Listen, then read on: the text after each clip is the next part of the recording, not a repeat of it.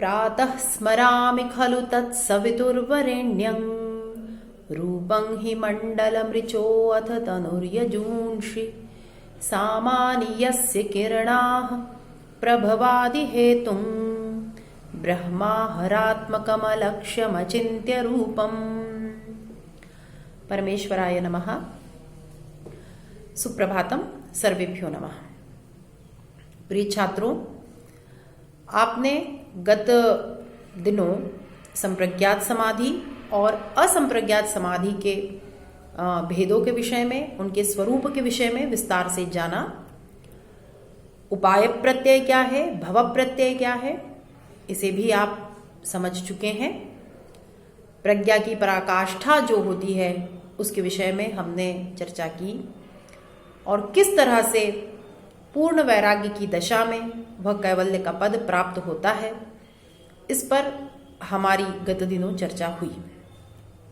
अब कोई यह प्रश्न कर सकता है कि किसी को ये समाधि शीघ्र सिद्ध हो जाती है और कोई कोई जो योगी होते हैं वे लंबी यात्रा करके अंततः उस कैवल्य को प्राप्त करते हैं, उस उत्कर्ष को प्राप्त करते हैं।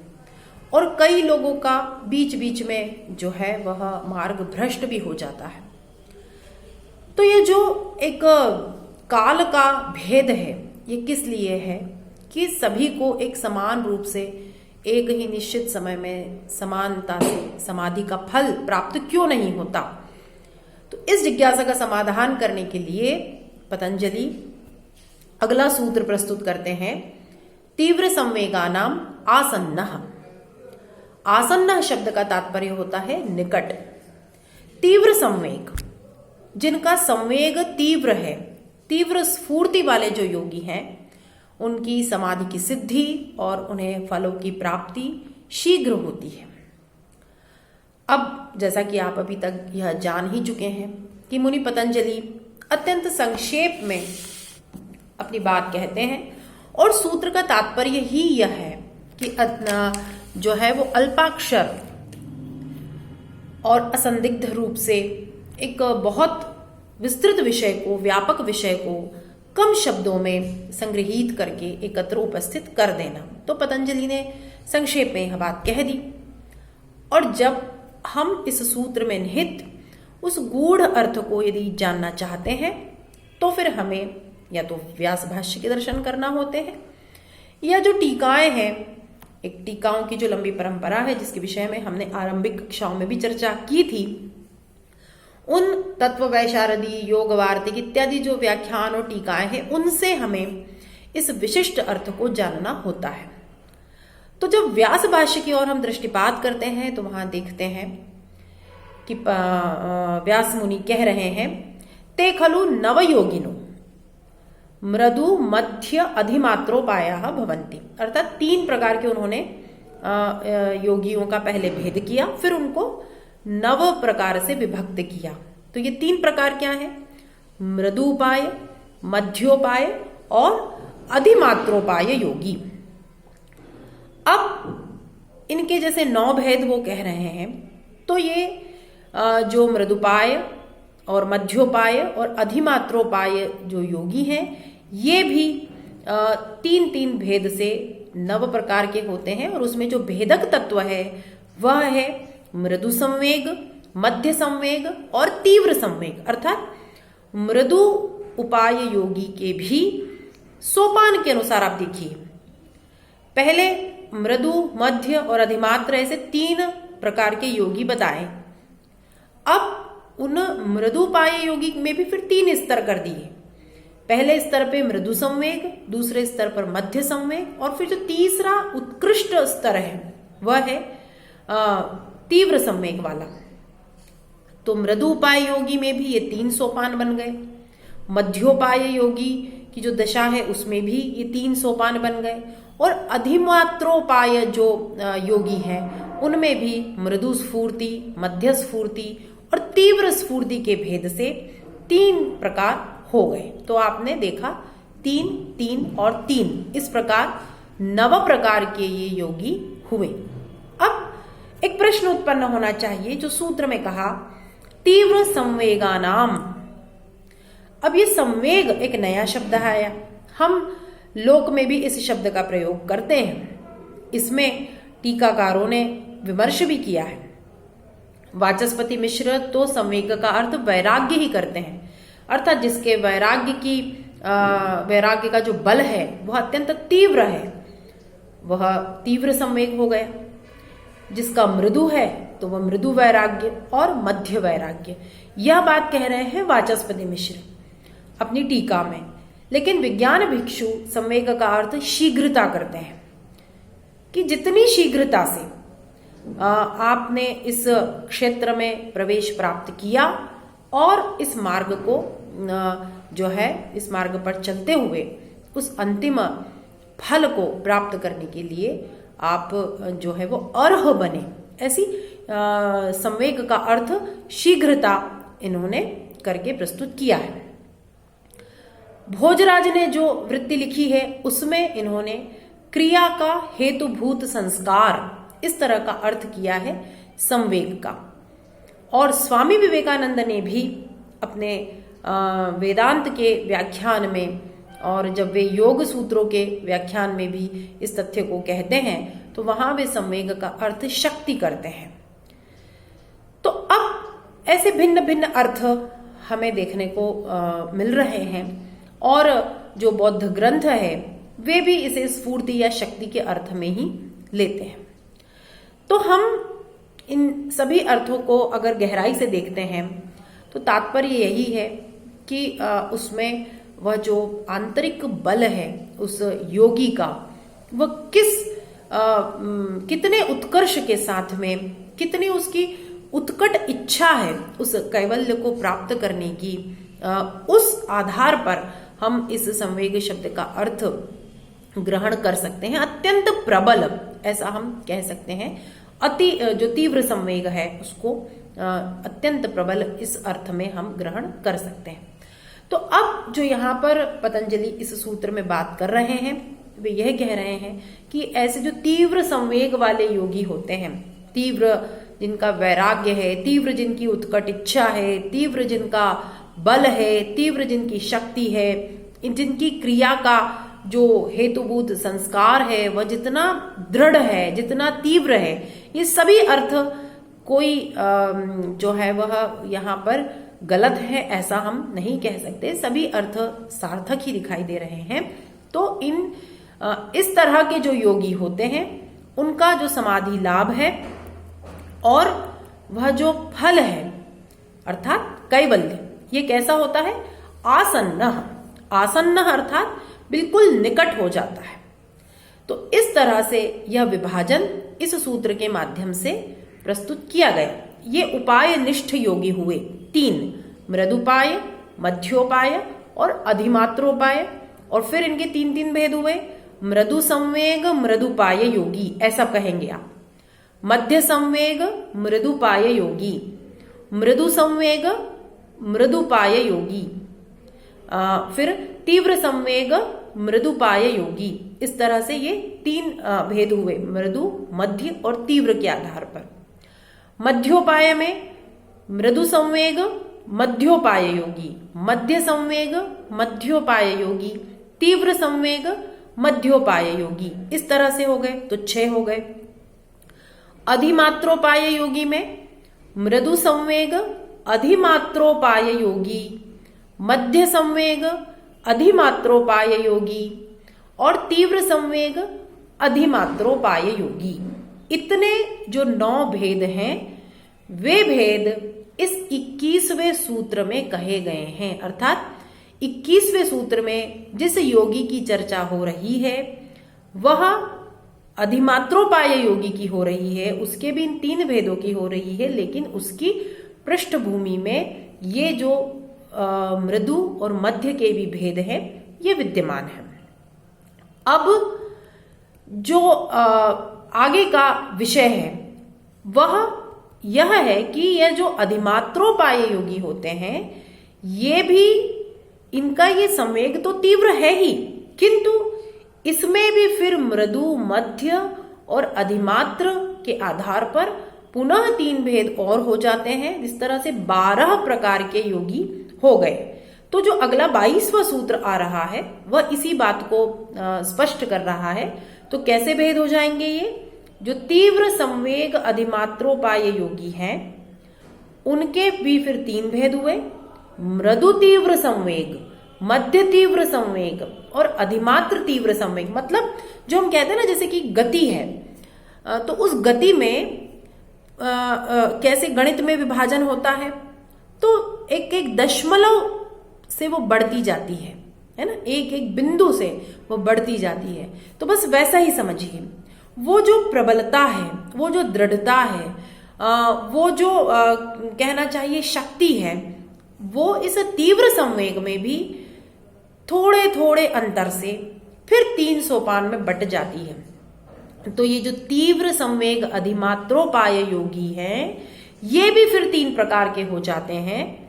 मृदु तीव्र संवेग अधिमात्रोपाय योगी, मध्य तीव्र संवेग अधिमात्रोपाय योगी और अधिमात्र तीव्र संवेग अधिमात्रोपाय योगी। तीव्र मध्य तीव्र के बाद में फिर जो है अधिमात्र तीव्र संवेग अधिमात्रोपाय योगी, क्योंकि उनका जो तीव्र में भी ये 3 प्रकार का हमने स्तर इस तरह से बनाया, मृदु तीव्र, मध्य तीव्र और अधिमात्र तीव्र।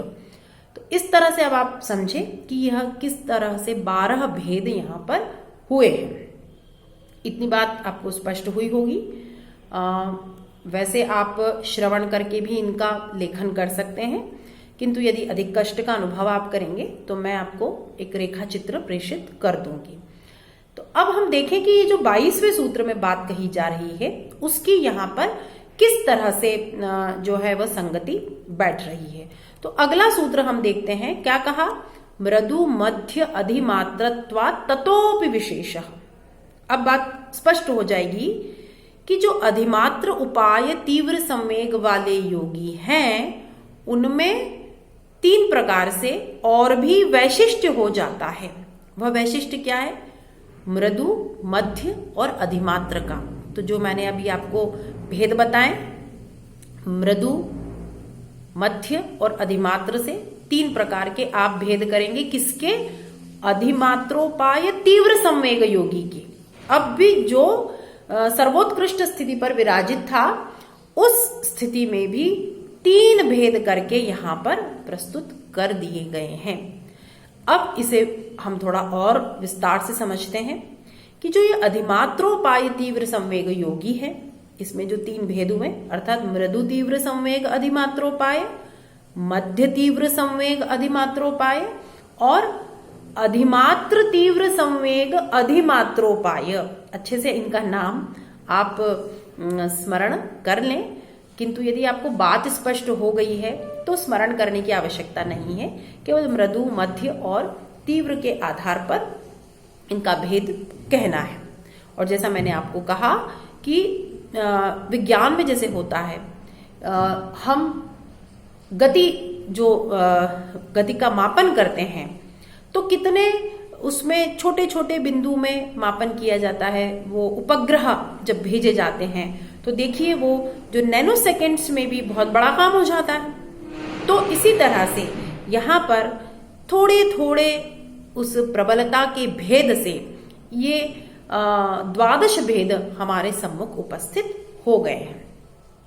तो ये वैशिष्ट्य कर देते हैं, अर्थात और विशेष बना देते हैं उन 9 भेदों से भी इस प्रकार के योगी को। और इनका जो समाधि का फल होता है वो कैसा हो जाता है? शीघ्र, शीघ्रतर और शीघ्रतम। तो बड़ा ही वैज्ञानिक सा विवेचन है कि जो मृदु तीव्र संवेग अधिमात्रोपाय योगी है उसका जो कैवल्य का फल है वह कैसा होगा? शीघ्र संपाद्य। अब दूसरे सोपान पर चढ़ जाइए।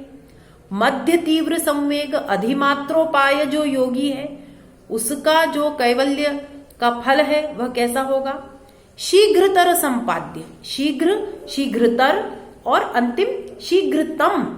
अधिमात्रोपाय अधिमात्र तीव्र संवेग योगी को जो कैवल्य की प्राप्ति है वह कैसे होगी? शीघ्रतम। तो जैसे आप अंग्रेजी में पढ़ते हैं डिग्री, पॉजिटिव, कंपैरेटिव और सुपरलेटिव। तो देखिए उसी तरह से यहां हम बात कह रहे हैं, शीघ्र, शीघ्रतर तुलना है। शीघ्र की तुलना में कुछ शीघ्र, कुछ जल्दी प्राप्त होगी, और जो तीसरा स्तर है अधिमात्रोपाय, अधिमात्र तीव्र संवेग योगी, उसकी तुलना में कुछ देर से प्राप्त होगी। तो इसकी मध्य की स्थिति है, कंपैरेटिव डिग्री है ये, शीघ्रतर। और जो उत्कृष्ट है शीघ्रतम, तो जो अधिमात्रोपाय, अधिमात्र तीव्र संवेग योगी है, उसको यह समाधि का फल शीघ्रतम अवस्था में प्राप्त होता है, अर्थात उसके लिए यह शीघ्रतम संपाद्य हो जाता है। यह कहना चाहते हैं 22वें सूत्र में। तो अब यह बात आपको स्पष्ट हुई होगी कि तीव्र संवेग के भी 3 भेद हो गए, मृदु तीव्र संवेग, मध्य तीव्र संवेग और अधिमात्र तीव्र संवेग। इस तरह से यहां पर फल का, वह जो कैवल्य का फल है उसका वैशिष्ट्य बताया है, उसमें एक सोपान की दृष्टि से यहां पर विस्तार कर दिया गया है, जिससे कि जो सूक्ष्म भेद हो जाता है योगियों में, उनकी आसन्नता में, उस कैवल्य लाभ की आसन्नता, अर्थात कैवल्य लाभ की निकटता, आसन्न शब्द का अर्थ है निकट। तो समाधि किसी की जल्दी सिद्ध हो गई, किसी की देर से सिद्ध हुई, उसमें कारण क्या है, तो ये सब बातें बताई। संवेग उसमें मूल हेतु है। उस संवेग की जो स्थिति होगी वो मृदु है, वो मध्य है, वो तीव्र है, और वो अधिमात्र स्तर पर जाने के बाद फिर मृदु, मध्य और तीव्र के भेद से फिर विभक्त हो रहा है। तो जिस स्तर पे, जिस सोपान पर वह योगी विराजित है, उसी के आधार पर उसे फल की प्राप्ति होगी। यही विशेष है, यही भेद है। तो बड़े ही विस्तार से यह बात आपने समझी। अब इस आसन्न शब्द को भी इसी तरह से आप समझ लीजिए कि जो तीनों सोपान हैं, तो जो निचले सोपान पर योगी है उसको, उसकी समाधि आसन्न है, निकट है। जो दूसरे सोपान पर है मध्य अधिमात्र, उसकी जो समाधि है वह आसन्नतर है, निकटतर उसको कह सकते हैं, आसन्नतर या निकटतर, पास में, तुलनात्मक रूप से। और जो उत्कृष्ट स्तर पर है उसकी जो समाधि वो निकटस्थ है, आसन्नता का भी जो अंतिम स्तर है वह उसका स्तर हो जाता है, उसकी समाधि बिल्कुल उसके निकट उपस्थित हो चुकी है। तो आसन्नतम उसको हम कहेंगे, आसन्न, आसन्नतर, आसन्नतम, या निकट, निकटतर, निकटतम। तो इस तरह से आपने इस भेद को जाना। अब कोई यह प्रश्न करे कि ये जो कैवल्य रूपी समाधि है या असंप्रज्ञात समाधि का जो ये फल है, इसे प्राप्त करने का क्या कोई और भी मार्ग है, इसकी अर्थात इसको शीघ्र प्राप्त करने का कोई और भी मार्ग है? जो हमने अभी भेद जैसे जान लिए, शीघ्र, शीघ्रतर और शीघ्रतम, तो ये प्रश्न उत्पन्न होता है कि भाई जिसे बहुत जल्दी समाधि का लाभ प्राप्त करना है तो वह क्या करे? कोई और यदि रास्ता है तो पतंजलि बताएं। तो वे अगला सूत्र प्रस्तुत करते हैं, ईश्वर प्रणिनाध्वा। अब यहां पर ये जो कहा ईश्वर प्रणिधानाध्वा, तो यहां पर ये जो वा, ये विकल्प से, वा विकल्प के अर्थ में प्रयोग होता है। तो कहा अथवा ईश्वर प्रणिधान से भी असंप्रज्ञात समाधि का लाभ शीघ्रतम संपाद्य होता है। ईश्वर प्रणिधानात् वा, वा यानी अथवा, अथवा वो क्या करे? ईश्वर प्रणिधान करे। अब फिर आपके मन में नई जिज्ञासा उत्पन्न होनी चाहिए कि ये ईश्वर प्रणिधान क्या है। तो प्रणिधान का अर्थ आप समझे।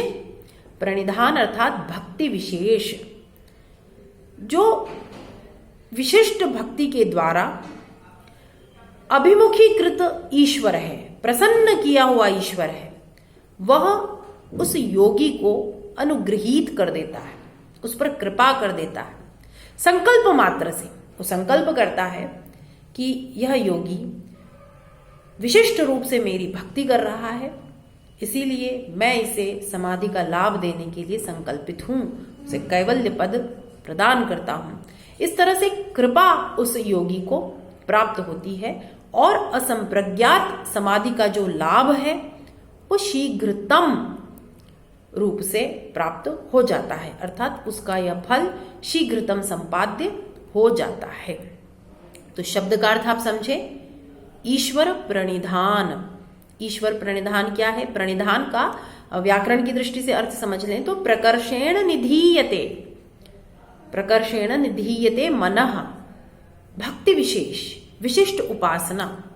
तो ये जो ईश्वर की भक्ति विशेष है, इससे असंप्रज्ञात समाधि और कैवल्य की सिद्धि निकटतम हो जाती है। उत्कट भक्ति को ही प्रणिधान कहते हैं। तो इस शब्द को और अधिक भिन्न भिन्न दृष्टिकोण से समझना है यदि हम, तो वाचस्पति मिश्र और भोजराज को भी हम देख सकते हैं। वाचस्पति मिश्र यहाँ कहते हैं कि प्रणिधानात् भक्ति ही विशेषान मानसाद वाचिकात कायिकाद वा, एक विशिष्ट भक्ति मन से, वाचा अर्थात वाणी से और शरीर से की जाने वाली। भोजराज कहते हैं प्रणिधानम भक्ति विशेषो विशिष्टम उपासनम सर्वक्रियाणाम तत्र अर्पणम, जो कुछ भी आप क्रिया कर रहे हैं उसका अर्पण ईश्वर में, ईश्वर की विशिष्ट उपासना।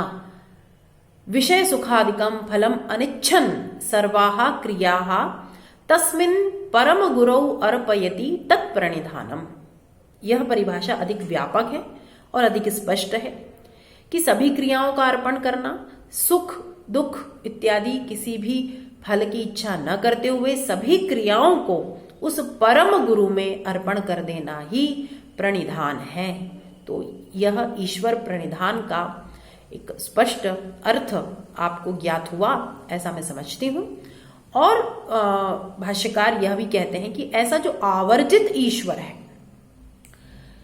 भक्ति उपासना समर्पण इत्यादि के द्वारा जिस ईश्वर को आपने अभिमुखीकृत कर लिया है, प्रसादित कर लिया है, उसे प्रसन्न कर दिया है, अनुकूल कर दिया है, ऐसा आवर्जित ईश्वर, प्रसन्न जो ईश्वर है, वह अभिध्यान मात्र से, संकल्प मात्र से, इच्छा मात्र से उस योगी को असंप्रज्ञात समाधि का लाभ प्रदान करता है और उसकी जो समाधि है वो आसन्नतम हो जाती है, अर्थात वह संकल्प मात्र से उसकी उस समाधि को आसन्नतम कर देता है और उसकी जो समाधि है वह सिद्ध हो जाती है, उस पर अनुग्रह करता है, सभी अनुकूलताएं उसे प्रदान करता है। यही तो कृपा है भाई। बहुत सारे योगी हैं, वे इस मार्ग पर प्रवृत्त हुए हैं, लेकिन प्रतिकूलताएं होने से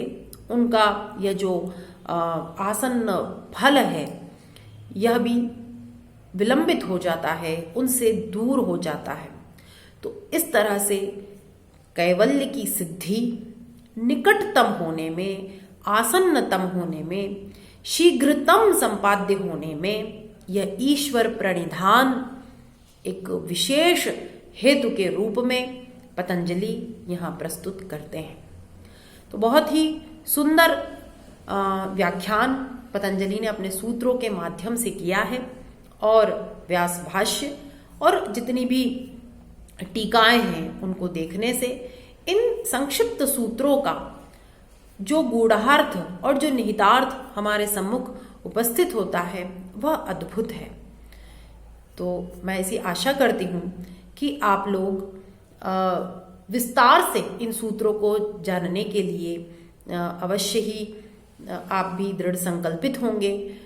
और इसी आशा के साथ मैं आपको बहुत ही एक सूत्र में बहुत सारे तथ्यों को बताने का प्रयत्न करती हूँ और आप सभी को धन्यवाद देती हूँ कि आप लोग निरंतर इन पाठों को श्रवण भी कर रहे हैं और जो जिज्ञासा है उसे भी प्रकट कर रहे हैं। तो आज की कक्षा को हम यहीं समाप्त करते हैं, क्योंकि अब इसके आगे हम ईश्वर के स्वरूप का विवेचन करेंगे और निश्चित रूप से उसमें हम अधिक विस्तार से ही व्याख्यान को प्रस्तुत करेंगे। तो आज की कक्षा को यहीं समाप्त करते हैं। सभी को बहुत बहुत धन्यवाद।